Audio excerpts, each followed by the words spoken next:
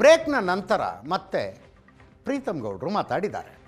ಬಿಜೆಪಿಯ ಸುದ್ದಿಗೆ ಬರ್ತಾ ಇದ್ದೀವಿ. ಪ್ರೀತಮ್ ಗೌಡ ವರ್ಸಸ್ ನಿಖಿಲ್ ಕುಮಾರಸ್ವಾಮಿ ಆವಾಗ ನಡೀತಾ ಇರುತ್ತೆ. ಇತ್ತೀಚೆಗೆ ನಿಖಿಲ್ ಕುಮಾರಸ್ವಾಮಿ ಅವರು ಬಿಜೆಪಿ ಜೊತೆ ಮೈತ್ರಿ ಅಷ್ಟೇ, ಸಿದ್ಧಾಂತದಲ್ಲಿ ರಾಜಿ ಇಲ್ಲ ಅಂದಿದ್ರು. ನಿಖಿಲ್ ಕುಮಾರಸ್ವಾಮಿಗೆ ಆಲ್ ದ ಬೆಸ್ಟ್ ಅಂದ್ರು ಪ್ರೀತಮ್ ಗೌಡ.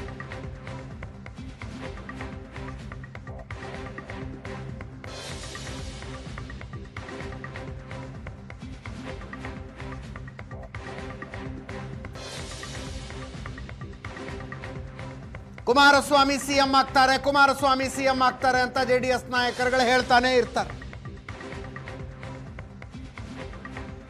ಅದಕ್ಕೆ ಪ್ರೀತಮ್ ಗೌಡ್ರು ಹೇಳಿದ್ರು NDA ಸಿಎಂ ಆಗ್ತಾರೆ. ಫಡ್ನವೀಸ್ ಸಾಮ್ರಾಟ್ ಚೌಧರಿ ರೀತಿಯಲ್ಲಿ ಆವತ್ತಿನ ದಿನದಲ್ಲಿ ತೀರ್ಮಾನ ಆಗುತ್ತೆ ಅಂದ್ರು.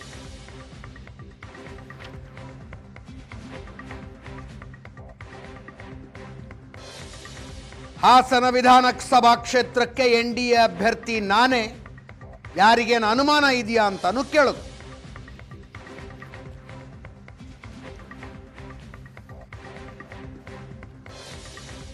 ಹೇಳಿರೋಂಥದ್ದು ಬಹುಶಃ ಸರಿ ಇದೆ, ಅವ್ರಿಗೆ ಆಲ್ ದ ಬೆಸ್ಟ್ ಹೇಳ್ತೀವಿ. ಅವ್ರದ್ದೇನಿದೆ ಸಿದ್ಧಾಂತ ಅದ್ರ ಪ್ರಕಾರ ಮಾಡ್ತಾರೆ.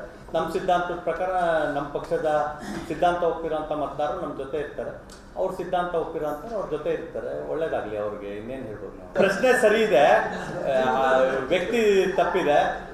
JDS ನಾಯಕರುಗಳಿಗೆ ಕೇಳಿ, ಅವ್ರಿಗೆ ಕೇಂದ್ರದಲ್ಲಿ ಸರ್ಕಾರದಲ್ಲಿ ಮಂತ್ರಿ ಆಗಿದ್ದಾರೆ ಕುಮಾರಣ್ಣವರು, ನಮ್ಮ NDA ನಾಯಕರು. ಅವ್ರು ಅದಕ್ಕೆ ಒಪ್ತಾರೋ ಇಲ್ಲೋ ಅನ್ನೋದು ನನಗೆ ಗೊತ್ತಿಲ್ಲ. ಬಹುಶಃ ಇದ್ದಾರೆ ಇರ್ಬೋದು. NDA ನೇತೃತ್ವದಲ್ಲಿ CM ಆಗೇ ಆಗ್ತಾರೆ. ಯಾರು CM ಆಗ್ತಾರೆ ಅನ್ನೋಂಥದ್ದು ಅವತ್ತಿನ ದಿನ ತೀರ್ಮಾನ ಆಗುತ್ತೆ. ಮಹಾರಾಷ್ಟ್ರದಲ್ಲಿ ದೇವೇಂದ್ರ ಫಡ್ನವೀಸ್ ಆದ ರೀತಿಯಲ್ಲಿ, ಬಿಹಾರದಲ್ಲಿ ಸಾಮ್ರಾಟ್ ಚೌಧರಿ ಅವರು ಆದ ರೀತಿಯಲ್ಲಿ, ಕರ್ನಾಟಕದಲ್ಲೂ ಒಬ್ಬರು ಮುಖ್ಯಮಂತ್ರಿ ಆಗ್ತಾರೆ. ಕಾದ್ ನೋಡೋಣ. ನಿಖಿಲ್ ಅವರು ಯುವಕರಿದ್ದಾರೆ, ಅವರು ಅವ್ರ ಪಕ್ಷದ ಸಿದ್ಧಾಂತದ ಬಗ್ಗೆ ಮಾತಾಡಿದ್ದಾರೆ. ಅವ್ರು ಒಳ್ಳೆಯದು. Thank you. ಯಾರ್ದು ಅನುಮಾನ ಇದೆಯಾ? ನೀವೇ.